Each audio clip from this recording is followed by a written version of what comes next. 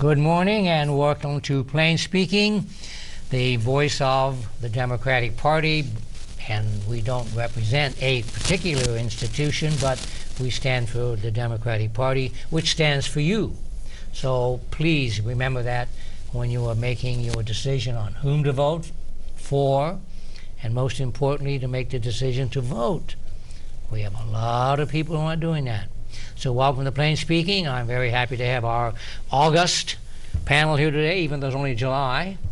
And we're going to start by introducing the panel. Most of you know them now by heart, but to my anti-left, far side there, Marsha Hunter, who's been here several times and obviously has some very, very astute observations and commentary.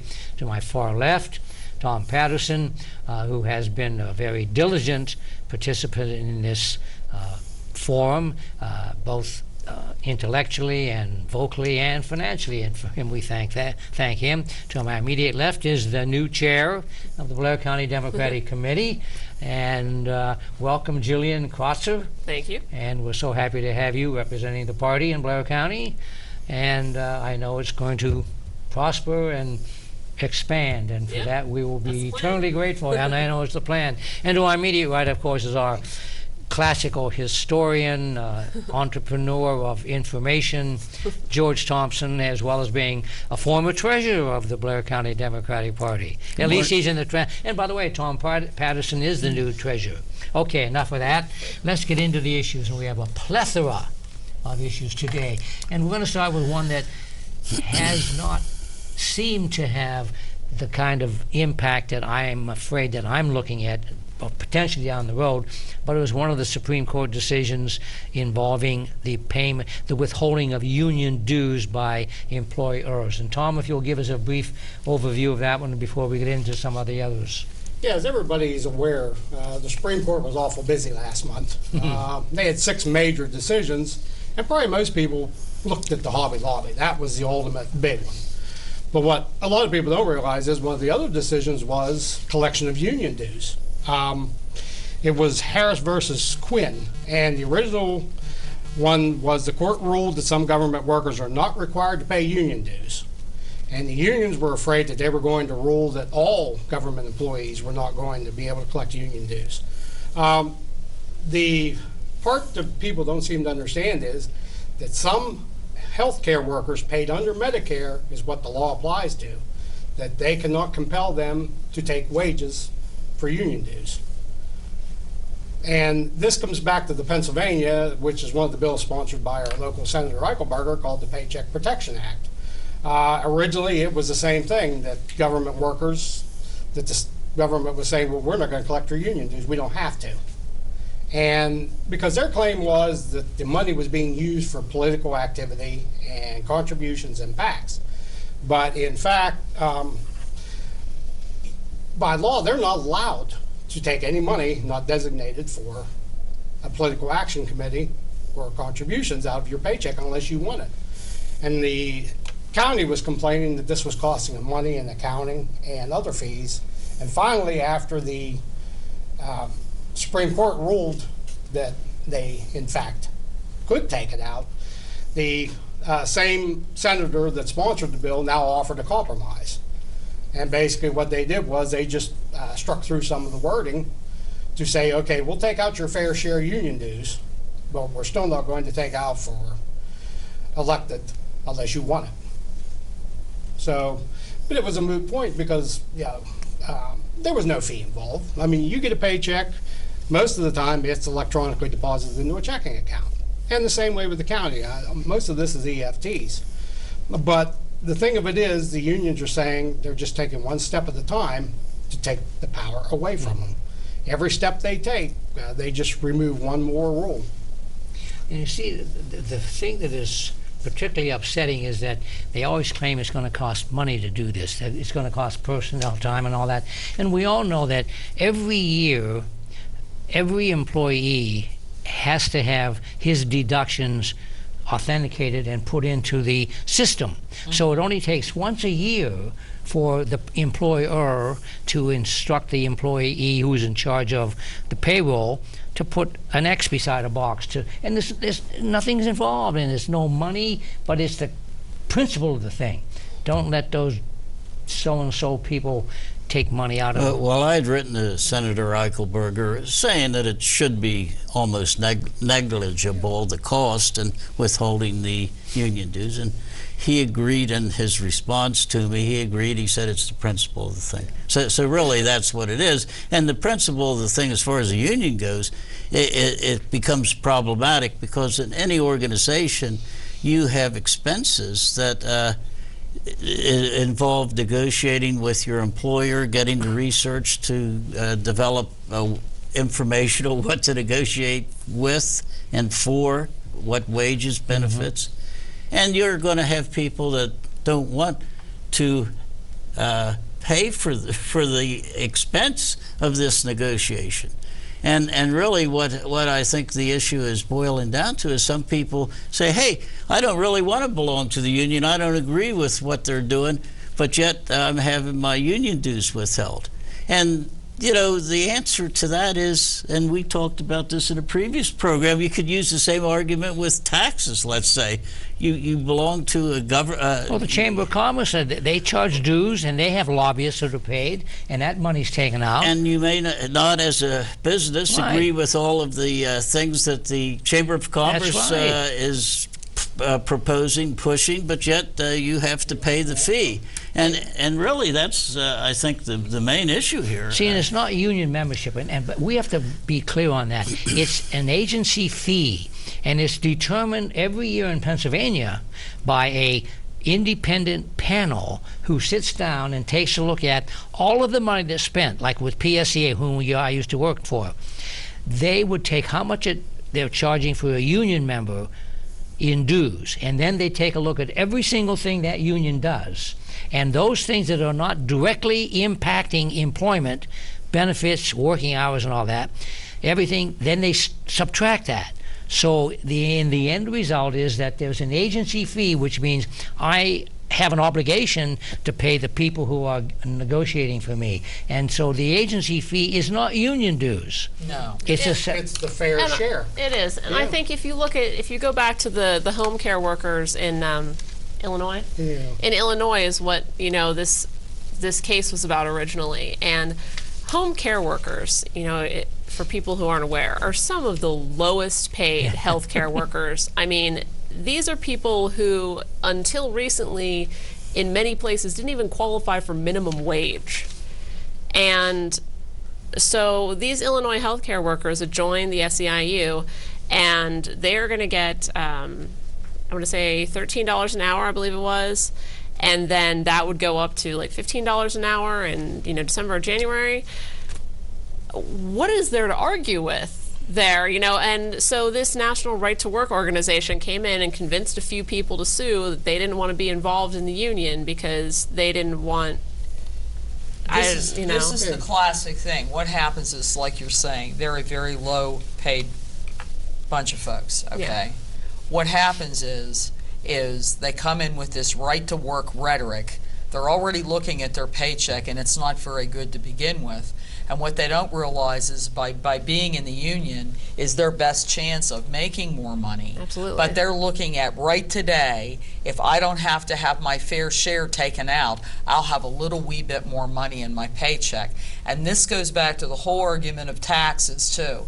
People shouldn't be upset about union dues, fair share, or taxes. They should be concerned about what they're getting paid for by their employer. Absolutely. And the problem is nobody's out banging a gong about that. Mm-hmm. The other thing I wanted to make sure that I mentioned was the national meeting of the Chamber of Commerce, the last time that they met, their number one priority was to push right-to-work legislation in all of the 50 states. And that's where Eichelberger is getting this paycheck protection idea, that it's all this money that's being funneled into these efforts to try to, by using these phrases like right to work, which really means destruction of your paycheck, destruction of your inability to make a living wage, because right now unions are your best chance of making anything at all. And the power of unions has diminished dramatically from the sort of the heyday in around the 1950s. And this argument locally that somehow that's why our economy isn't as good as some other areas. I mean, the unions here are disappearing, basically. The only, in private industry, there's very few that are unionized. I mean, we've talked about the railroad industry locally, but most other companies and sort of government. Yeah, those are the two areas where you have half of a lot all of unions. half of all union members in the country are public sector.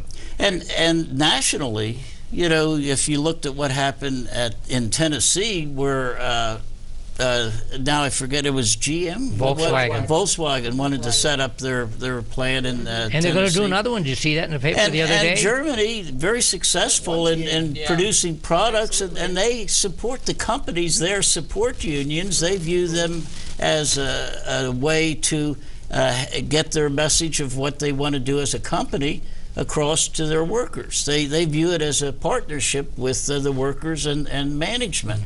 Where here in the United States, somehow it's viewed always as an adversarial relationship. And where's this all come from? Well, there's a well-financed effort. There's a new 401c4 called the National Right to Work Foundation. And the way I found out about this is one night I was coming home about 9 o'clock at night, and there's a show on 104.9 radio called Nights with Alice Cooper. Totally demographic, younger people. There's an advertisement of a young teacher. Girl probably is 24 years old, and she's saying how, I don't really believe in the same things that my union believes in. I don't think it's fair that I have to pay union dues. And I'm listening to this on the radio going, where is this coming from? And at the end it goes, financed by the National Right to Work Foundation. Well, I looked it up on the internet. You can't, of course, find out where the money's coming from for these organizations. But to answer your question, George, that's where the attack is coming from. It's a well-financed attack from the 1% in our country to try to influence people by using phrases like right to work, you know, oh, I don't want to have extra money taken out of my paycheck, and this kind of thing as an all-out a frontal attack on unions. It's an attempt to repress our freedom of activity. Absolutely. And that's the whole, you know, people have to understand, in a democracy, you're not going to find something to do that will appeal to everyone. The concept of a democracy is that what's good for the greatest number is going to be great for everyone. And this is the thing we got to worry about, because they're being, as you say, financed by these ultra-conservative, ultra-rich, or ideologically perverted groups that want to repress rights of the people. And they're repressing rights of the people by convincing people, once again, to vote against their own economic interests. Yeah, which is a shame. Yeah. Well, going back to that argument before the Supreme Court, right here, the National Right to Work Legal Defense Foundation, who represented them, they stated that Illinois was violating the First Amendment by requiring home care aides pay compulsory fees to unions, even when they disagreed with their position. They argued that most public sector unions did was inherently political. Oh, see. Partly because they rely on the government to pay their members' wages and benefits, and they often lobbied the government to increase compensation. That was their argument. Which is totally wrong, which is totally erroneous and is, nicely put, a lie. Yeah, I mean, if you look at the contributions that are made to politicians, most of them actually come from businesses. Yeah. And I don't know, as a consumer using their products, I assume when they lobby the federal government or state government, I'm paying for that lobbying and the price that they're charging, and I object. Yeah. So okay, well, what does that mean? So what does that mean? Nothing, because you're George Thompson and you're not IBM. You know, and I think, and I'm really appreciative of the spirited discussion, because it is a really critical example of what the few is doing to screw the many. And we've got, and folks, please, as you're listening to the dialogue here today, and every time we're on, pay attention to what we're talking about. These are not just personal opinions. It's based on the research we do, looking into every aspect. So please help us stop this erosion of our rights as individuals. Okay, we're going to get into the budgetary items. There's a whole host of things. George and Gillian have been hammering this out, and I will be very gracious and defer to Gillian to let her begin, and then, of course, George will end with the whole panel, of course, will be kicking in. But go ahead. All right, so the budget this year, I mean, let's just start with the Kabuki Theater, because really, so the phrase of the moment is pension reform, and Tom Corbett essentially held the budget hostage over pension reform. He wanted to switch teachers to a hybrid plan where it would be part pension and part 401k, and clearly anybody with an ounce of sense is absolutely against this. And in the end, his pension reform was essentially shelved by a member of his own party. I mean, in this fight, this is, I think, a fantastic example of what happens when Democrats stick together, because not a single Democrat did anything for Corbett in this. And he did try to offer, Philadelphia Democrats, he said, vote for my pension reform, and, I will let you pass this $2 a pack cigarette tax so that you can have money for your schools. And to which I say, how about if you just fund our schools? Right. And none of it worked. And he ends up putting out robocalls against his own Republican legislators, which is not going. Yeah, I got a robocall. That was very unusual. Yeah. Governor Corbett called me. Yeah, it's kind of shocking, absolutely.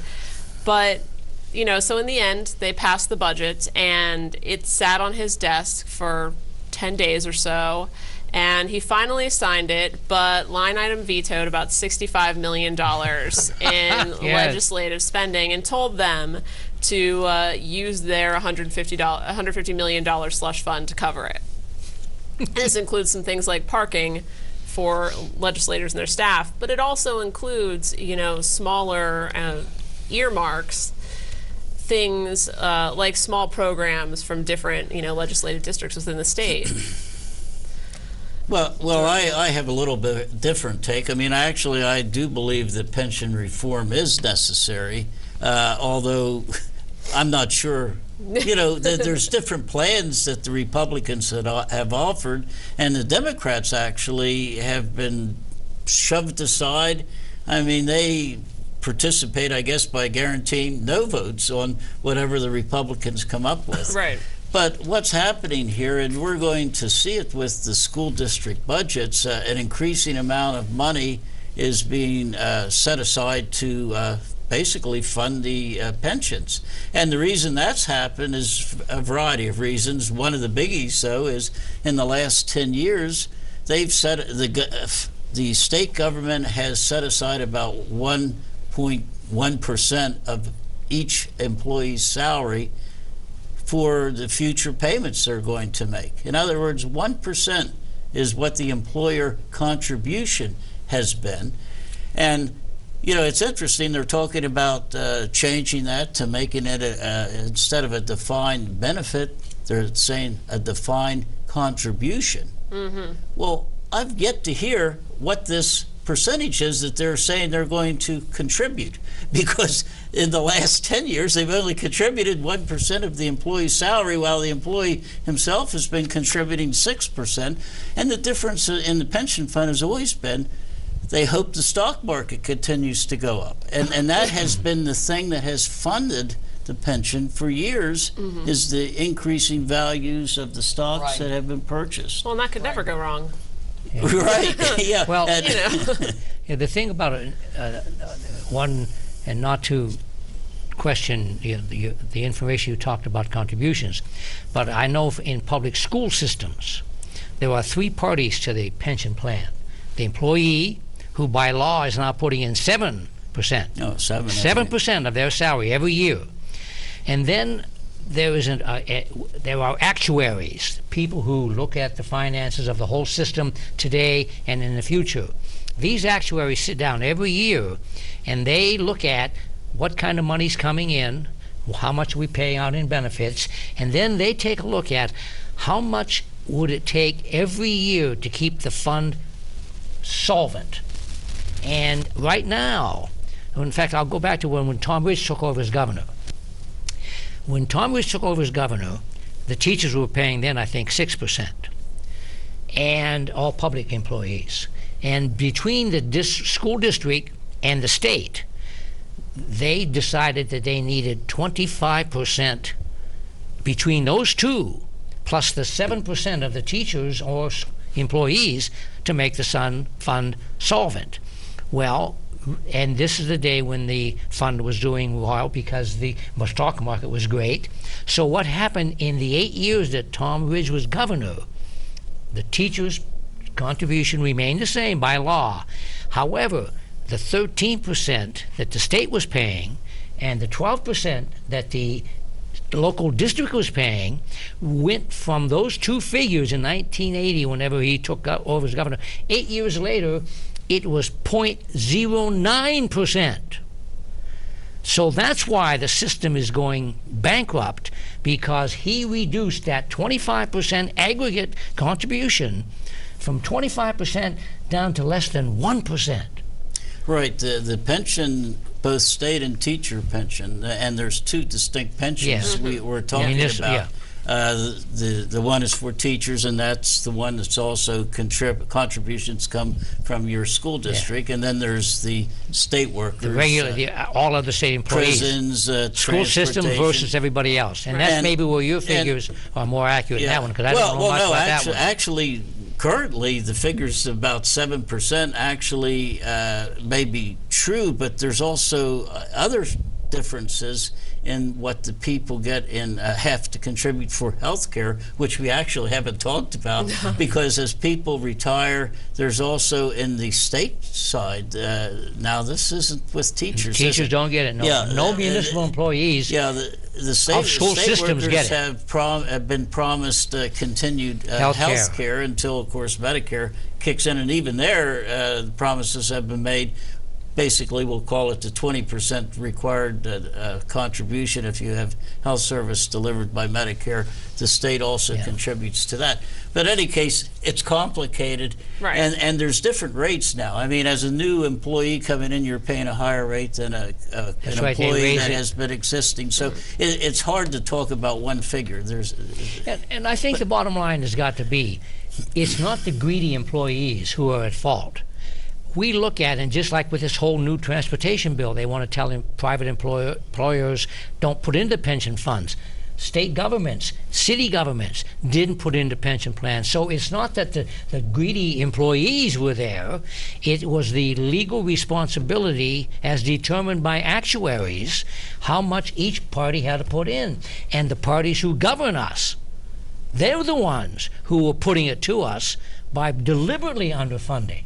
So when we talk about pension reform, what is the bottom line? What does Corbett want? Yeah, well, he just wants, he wants people to move over to a 401k. He wants the government not to have to, because it's these one-time fixes that, seem like it makes it seem like things are fixed now, and then they do it again and again, and it adds up over time. I mean, we've seen this with Valley View, where, the commissioners didn't fund the pension adequately. And admitted it. And it's not like anybody's hiding it at a state level either, but that's what's happening, and he wants it, but, he can't.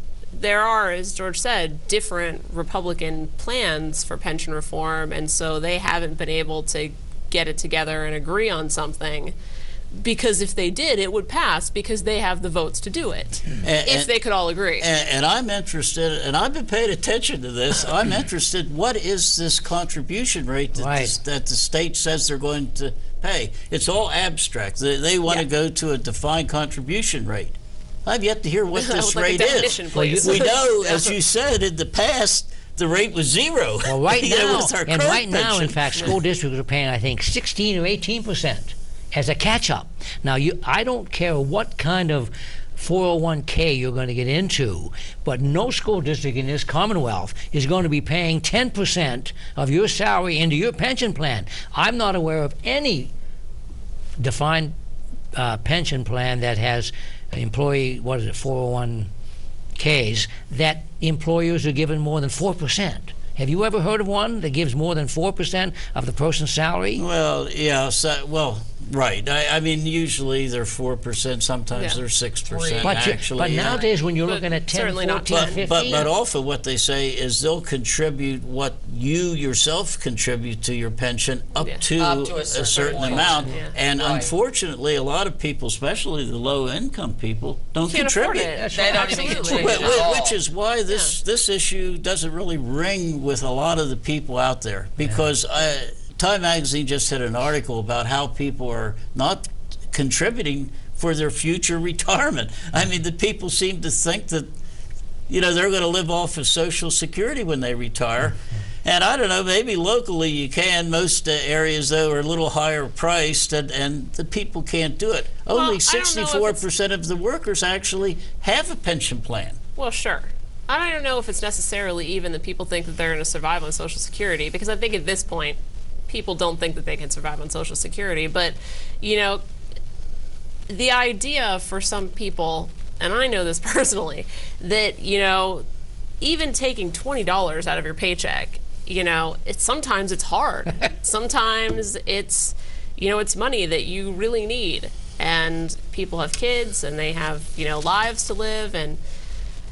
I will go back again to the fact that people are not getting paid enough. That's right. Right. Well, people are not getting paid enough, absolutely, so that they can see the benefit of withholding a certain amount from their check for their retirement, because they can barely live off what they're making now without further trying to save or do anything else. At this very table, there are 3 of us who are retired now, and we are on fixed incomes, and there's nothing in, to my knowledge, of the PSERS for your type of employees, or in the PSERS for public employees, that gives a cost of living increase. No. That means when did you retire?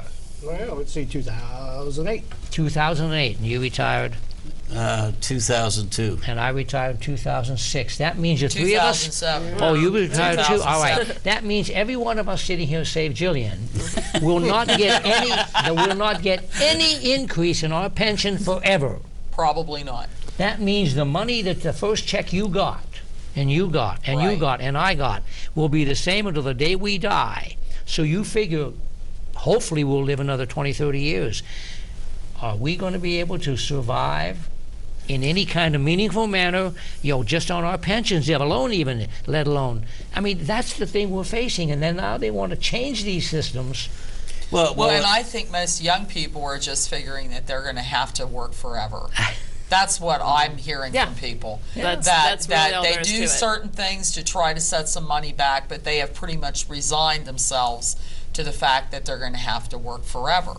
Especially since if you draw Social Security, I think, well, depending on where your age group is, if you don't draw Social Security until your actual age, which in my case is 66 or whatever it is, you can make as much money as you want while you're, pulling in your Social Security. And so Bill Clinton, God love him, is the one who put that into the law, because there was a provision that you were penalized for making more money. Well, you can't make over a certain amount of money between, like, 60, for me personally, 62 to 66. I think it's something like $14,000 a year is all you're allowed to make.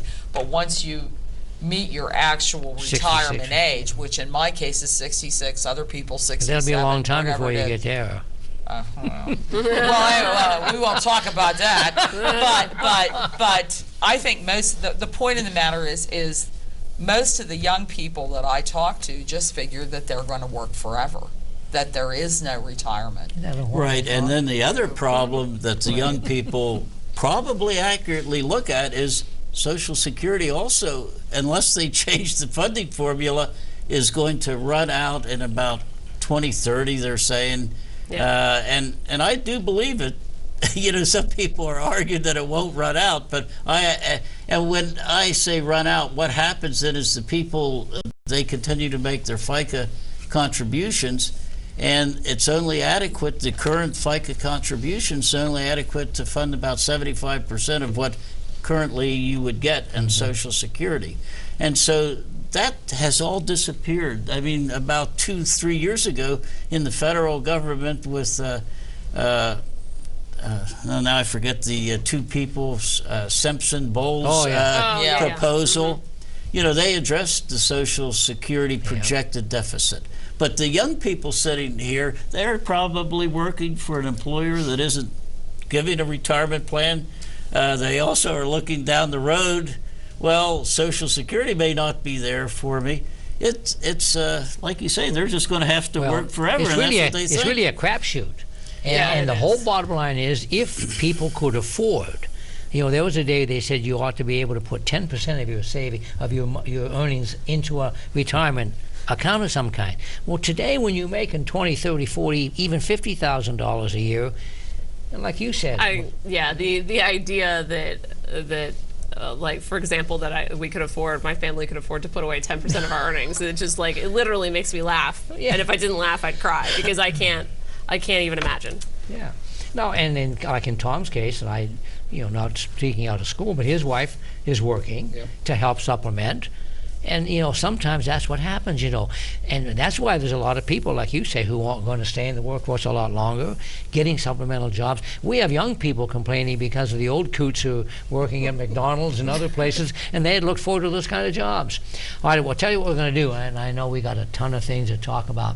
We're going to take one break, and that'll be right now if we can get the technicians to kick in here. And then when we come back, we're going to get into some other issues. And like I say, we could probably spend a lot more time, but let's take our first break and only break and get back to some spirited discussion.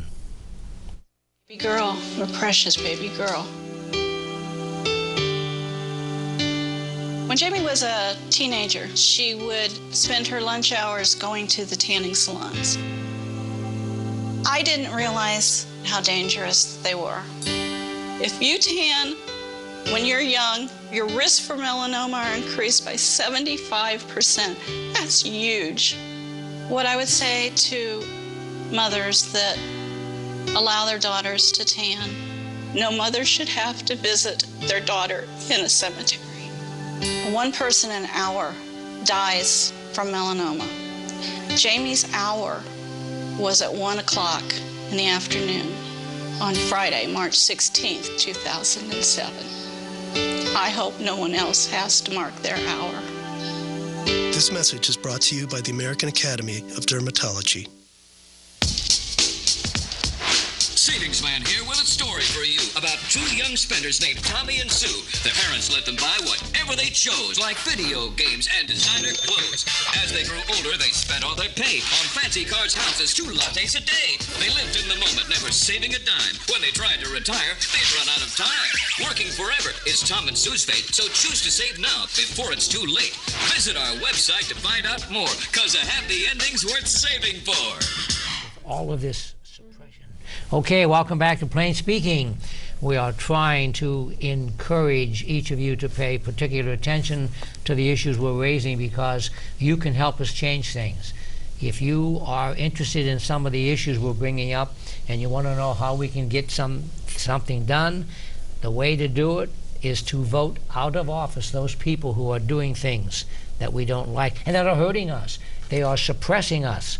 And people like John Eichelberger, who unfortunately is running unopposed this term.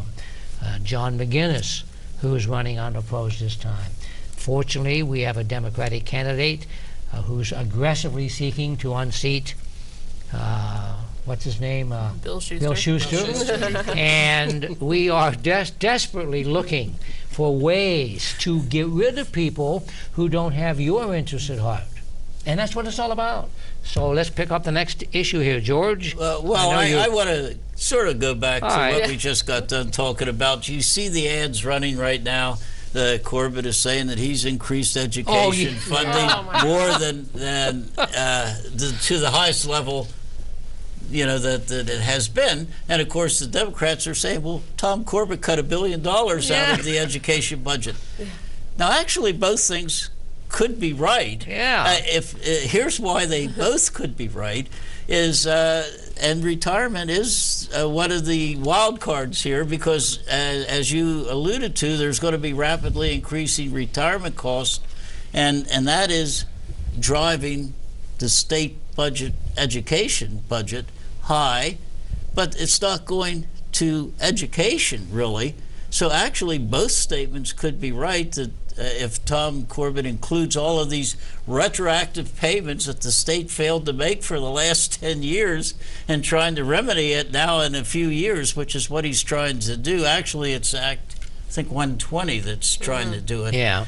I mean, really, that's the issue. Are we going to live by legislation on pensions just passed about 3 years ago, where they were increasing the contributions in order to eliminate this past underfunding of the pension system? Yeah. But I mean, this money isn't going to kids.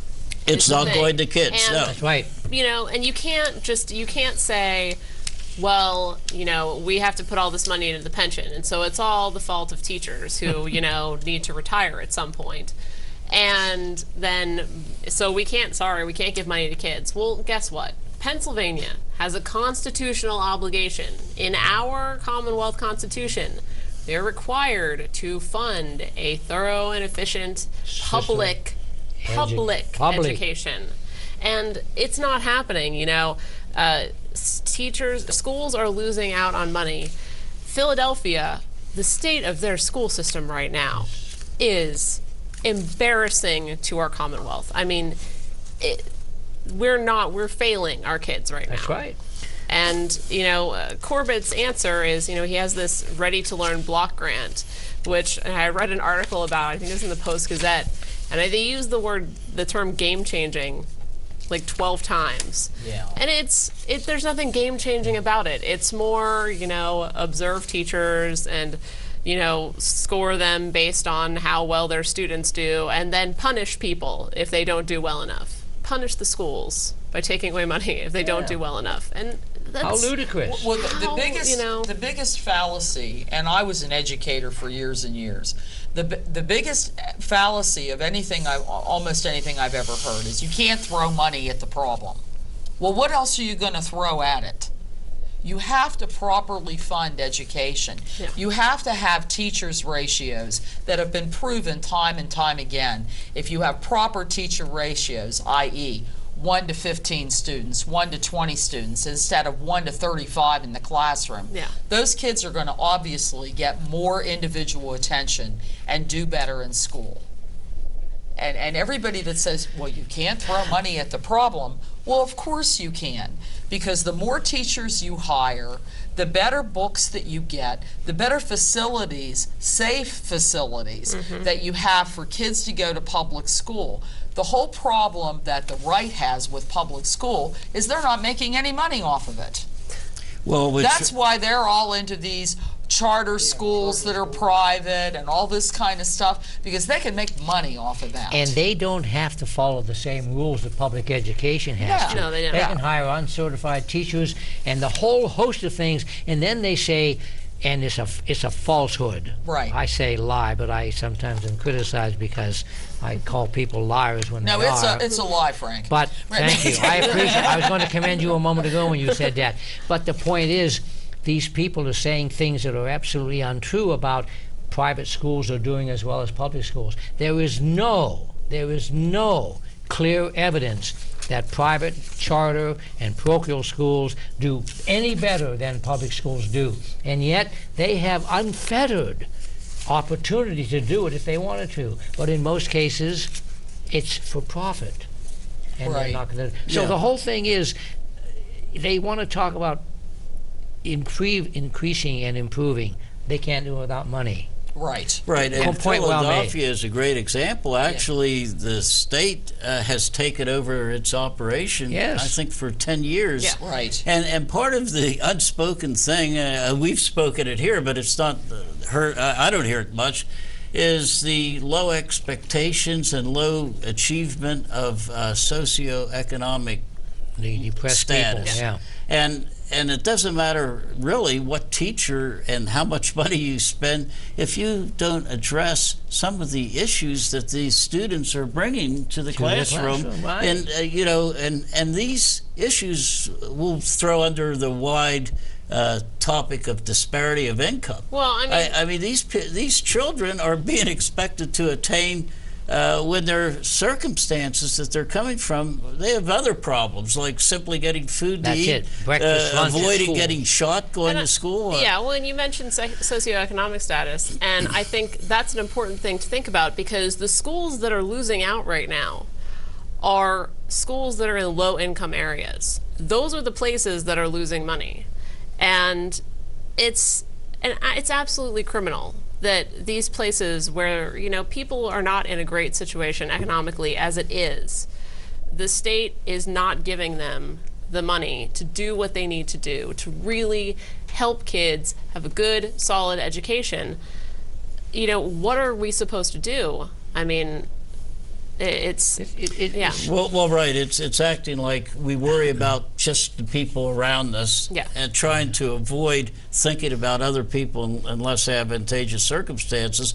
And ironically, here at Altoona, actually, you have, I think, about 60% of the students eligible for food, low food, reduced lunch, and which is based on income. You know, so actually, Altoona's not an affluent school district. We have, in fact, you'd be surprised at how many organizations and groups are providing food. I'm working with the Backpacks Food. And they're working so hard. Right, and they give kids food to sustain them over the Saturday and Sunday weekend because most of them are getting breakfast and lunch at schools.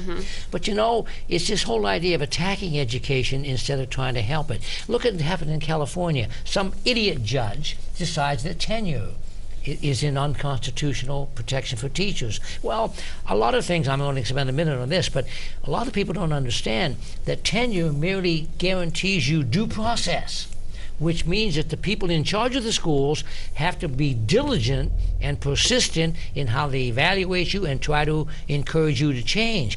Unfortunately, those people are just as guilty, if not more guilty, than these so-called teacher tenure laws. And so instead of trying to say, why don't we find ways to improve education, use the money wisely, help the teachers, help the kids who are coming in who are socially, emotionally, psychologically, and physically deprived at home.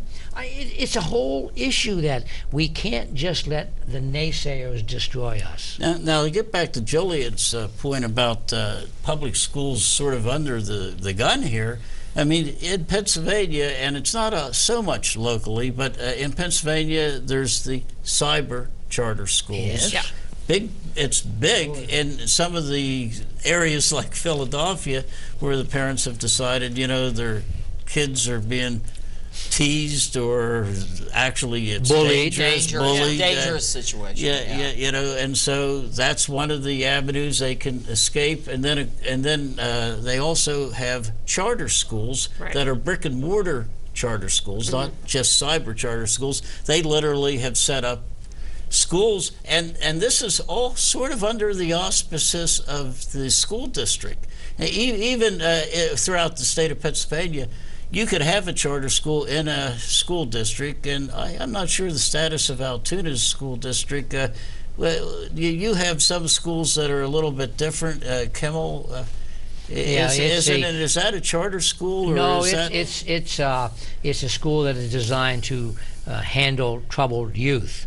It's an alternative school. It's an alternative. That's a good word. No, it's not a charter school. Isn't there a magnet school, though, where you have high-achieving students? The Great Commission, aren't they a charter school? Well, the Great Commission is, but they are a charter school. But the school district of Altoona has their magnet schools, which are designed to help the kids who are academically astute more so than the people who go to what used to be the Pleasant Valley School here, where they were the troubled children. But they're all under the Altoona School District. Now the cyber schools and the Great Commission and all these other charter schools around the Commonwealth, around the Blair County, they are independent run by churches and other interest groups. But the charter school under a school district, the school district has to approve but they its have existence. So is that the Great Commission? No, they don't have to approve the. Well, they do in what I'm calling a charter school. Maybe the Great Commission school is more a parochial school, religious school. See, I'm not sure about that. Charter myself. school, no. Now, I will do some checking here. But if a group in Blair County wants to form a charter school, they can appeal to the Department of Education to get certified to do that here in Blair County. And then when Altoona school district students go there, then the money that normally would go to the Altoona school district must be given to that charter school. Right, so but the district loses the Altoona money. school district does not have to approve that charter school. Well, the reason, I don't know for sure, because this is one area almost we could have one program on, because I've sort of read up on this and I'm confused about what's going on. It's not so much locally that all this activity is happening. It's in some of the more urban areas.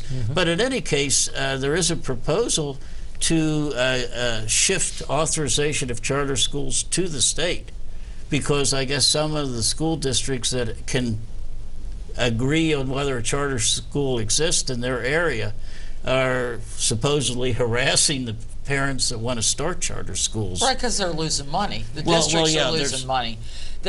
I just want to make one comment, and of course we can't solve everything here, but one of the biggest problems in public education in the United States is that it's funded through local property tax values. And so if you live in a rich area, you've got a good high school. And if you live in a poor area, you don't. And it's working conditions. And that's not going to change until there is a radical change nationwide as to how public education is funded. You're going to continue to run into these problems. You see, one of the guiding principles of education, or like many other endeavors in life, if you really want to learn, if you have the incentive to learn, you're going to do a lot better. So when you come from an affluent area, you're being read to as a child. You're being given the advantages of food and love and concern and care. And so when you come to school, you are more emotionally, psychologically fit to learn. And so what teacher would, in their right mind, would want a volunteer who lived in, say, Altoona to go to inner city Philadelphia and put up with whatever? I mean, let's face it. Well, you're and then right. on top of what you're saying, at one point, this is a few years ago, I looked this up, and the Great Neck, New York was the most affluent school district in the United States. So not only do you have the nurturing at the home level that you're talking about, you also have a higher cost per student than any other public school in the nation. Right, and that's one of the reasons. And you do get what you pay for. Absolutely. And that's one of the reasons you said, Gillian, that low-income areas suffer. And really the state is the equalizer here, and they're not under the Corbett. They're not, because the law says that they've got to pay 50% of every local school district's expenses per child. They're only at about 33% now. And once it goes to the local level, like you say, Marsha, property taxes are what is available, really. Well, a little bit of income tax, but not much. And once again, this may not still be true, but at one point, Tussey Mountain in Pennsylvania was one of the poorest school districts in the state, as far as getting most of their money look from at the Williamsburg. state. Look at Williamsburg. The industries down there are almost defunct, totally. Yeah. And you're looking around, that whole thing. I've got one thing to add before we get off the budget. And just looking here, said the last time a governor used the power of line item veto to eliminate part of the legislature's budget was 1978 under Milton Schaap. That's true. So, under Milton. And now, didn't they overturn that? It said, and lawmakers overrode the veto. They did. Well, you see, that's the thing about one thing about Corbett. He is not even appealing to his own Republican legislators in the state and House. You figure, here's Pennsylvania. All three branches of the government are controlled by the other party. You think it'd be a cakewalk for everything. Even Mike Turzai came out and said that that Corbett wasn't showing good enough leadership. Yeah. Well, I've heard a lot of the Republicans that I know refer to him as a gunslinger. He spent his whole career in criminal activity, not activity, criminal endeavors, you know. Anyway, you know what I'm talking investigating about. As an attorney. Yeah.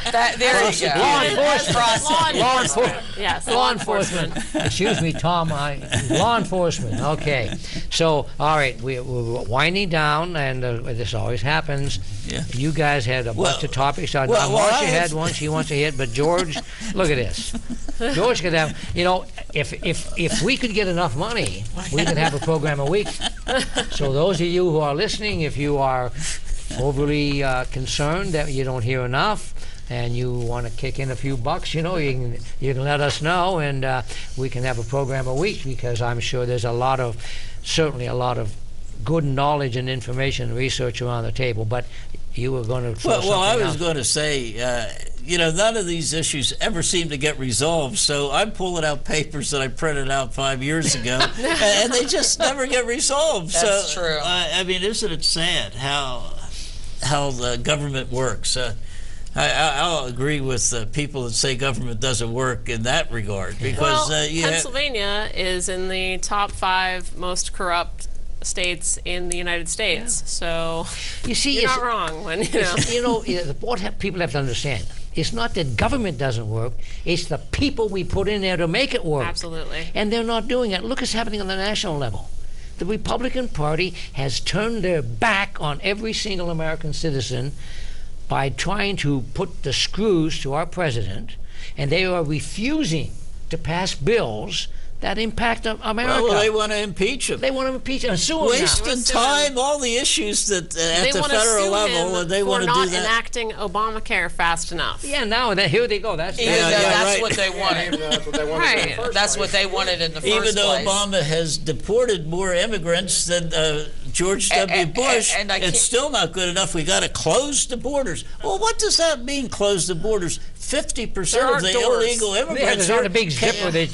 Well, they came over legally with visas, either student or temporary work visas, and they never went back. Yeah. And I don't think closing the border, what does that mean for 50% of the people? Well, and I don't think you can find a more bipartisan issue than roads. I can't think of anybody that doesn't want decent roads in their communities and in their states, and they're refusing to pass it. And bridges, the same thing. Yeah, they're not passing it. So then now the bill they come up with will only last till next May, and it's going to encourage a legal way to screw employees out of their pensions by telling the employers you don't have to put in for the next 5 or 10 years. What kind of people do we elect to go to Harrisburg and to go to Washington to suppress us? I mean, well, I think we need to start looking locally. I think the citizens of this county need to start looking locally at where the money is coming from to funding these candidates. Because it's coming from outside the state. It's coming from the 1% that are the richest segment of our population that is completely underrepresented in Blair County. That's right. How many people in Blair County have billions and billions of dollars? I don't think very many. No, not. That's why the last topic, and unfortunately I know how much time I think we have, about 5 minutes. The big point is we've got to get out to vote. Yes. In the state of Pennsylvania, and I've said this time and again, we have 1 million more registered Democrats than Republicans. We have a great candidate, Tom Wolf, for governor. We should be out there in November with the 27,000 registered Democrats we have in Blair County. Every single one should go vote for Tom Wolf, because we have a chance to change this whole system now. We don't have a chance to get rid of McGinnis and Eichelberger and Schuster because of the redistricting and so on, but we can certainly make them know we're there. Get out there and vote. Absolutely. Write their name in if you want to in the November election.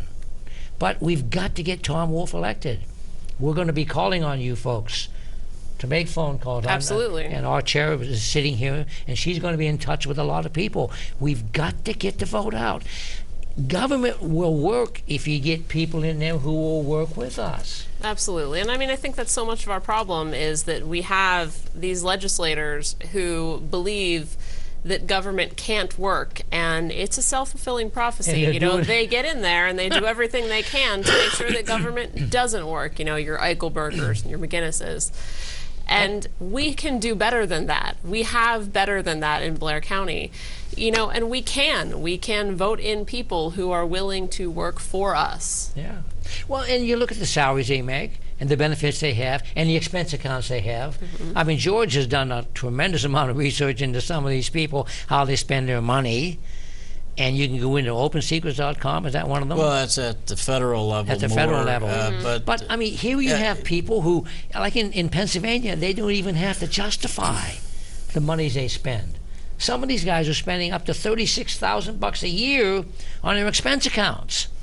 You know, Frank, I mean, you can go into the state expenditure reports. I mean, that is one of the things people have the ability to do if they take the time. There's a Department of State in Pennsylvania has a website. You do a search on your candidate that you're interested in, and various reports come up. It's sort of time-consuming, but it certainly can be done. See, that's what deters people from doing it, because even the House passed a new rule this year that made it harder for people to find out how they spent. But then they had to rescind it because of the noise that came out of it. And so the point we make, folks, is that government does work, but we've got to elect people who believe that and will do something about it. And I know Marsha's topic will have to wait till the next time, because her topic is how these super rich PAC groups, political action committees, are now controlling so many legislators, so much activity in government. It's no wonder we have the morass, the dysfunction we have today. Anything closing before we have about a minute and a half here? I mean, I just wish we had more time. Well, I mean, the issue, going back to the Pennsylvania budget, there are a lot of like one-time fixes in order to get the budget to balance. And I was laughing. One of the one-time fixes is if you're a nursing home out there like Valley View, you're not going to get paid for 12 months of care. The state intentionally in their budget has deferred the final month, so that's one of the ways they're saving money. They're saving millions of dollars by not paying in this fiscal year the final month's payment. Well, then how do they get the money eventually? I mean, they pay it in January. Oh. And so it's not, you see, when they pay it in the next month. That's like deferring. They use the fiscal year. It's like deferring pensions. I mean, but someday you got to pay the piper. Well, of course you do, but I'm just saying that's one of their little strategies. The other strategy they had is, if you don't have any activity in a bank account, after 5 years, it goes into the state, and the state holds on to it. And if you discover, I forgot about this account, well, you have to go to the state and, prove that that's your money, and they'll give back. Well, I have a strategy. 1.7 billion new tax revenues, 16.5 billion from the feds to the state if they do the Medicaid expansion. Absolutely. And this is not a payout. Yeah. This is not a handout, but a payout to providers. Okay, not 1 cent of it goes as a handout. We're going to touch that again the next time, too. So, folks, thanks for tuning in. And believe me, we want your help and we want your understanding, but we want your vote. We can make a difference. The Democratic Party is here for you. Help us to elect legislators who care about government. Thank you very much, panel. We'll be back shortly.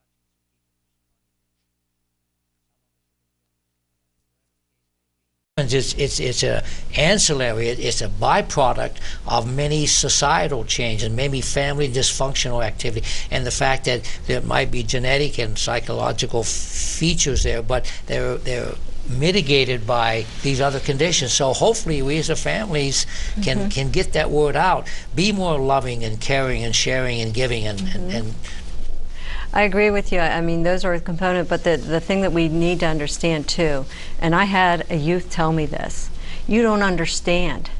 The brain likes to get high. And he's right. There's receptor sites in there for all these different types of drugs, and it memorizes them, and that's where the physiological part of this happens in addiction.